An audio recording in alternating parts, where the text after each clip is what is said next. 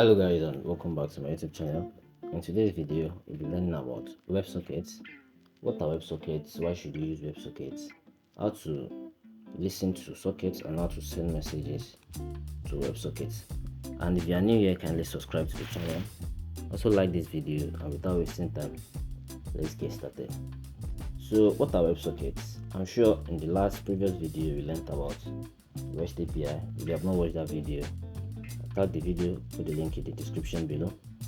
Today, WebSockets are used when you just need real-time responses, real-time communication between your server and your client. You don't want to wait, you don't want to have to always reload before you get a response. You can see in the previous video, we're always reloading to update the picture of the fox we are showing. But for WebSockets, you don't need to always reload. You just get the response you need in real time instantly. So let's learn how to do that. Let's check how to listen to socket responses and how to send responses, how to send messages to your WebSocket.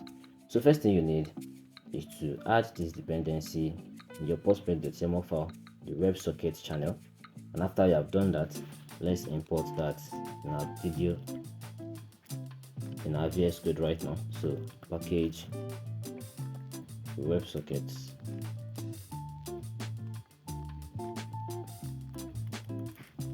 Okay, and here it is. So the socket I'll be using today is an echo socket, which will show us how to send, which you can use to send and receive messages. So let's add this here. So I'll create my channel. Final channel for the socket is WebSockets channel. Where is it? WebSockets channel. Okay, dot connect,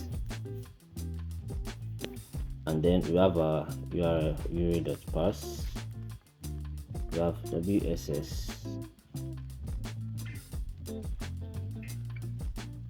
echo dot WebSockets dot org.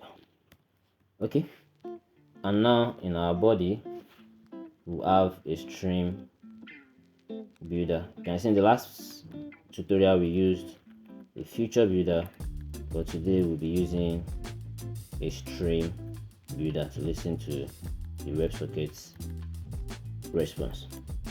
Okay, so stream builder, our stream will be channel.stream, and then our builder, we will have this contexts and snapshots. Okay, so if snapshots, the same way we did in the previous video, as data, we should return the data. So center text, center child is a text, and then snapshots dot data. Else you should return, where is it here?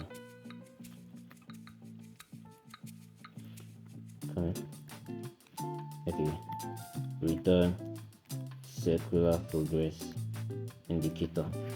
Okay, and if I should run my app right now,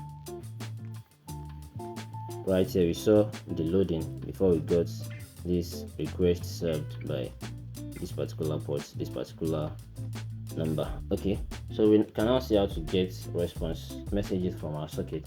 What if you want to send messages to the WebSocket? That's what we're doing right now. So I'll quickly make a simple UI for that. So let's continue. Let's create our function to send the message. So right here you can have a void send message, and then it will be equal to channel.sync. We'll be using the sync.add, and right here we'll add the message you want to send. Okay, let's create our text editing controller. That's the text editing controller.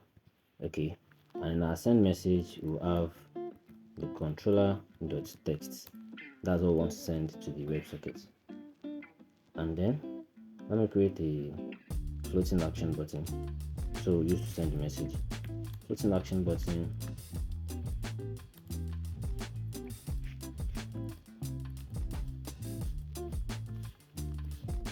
Send message. Okay, so this code we just wrote right here, we get a message from our text editing controller, from our text feed I mean, and then the message that we send will be shown here as our snapshot.data. So let me restart the app right now.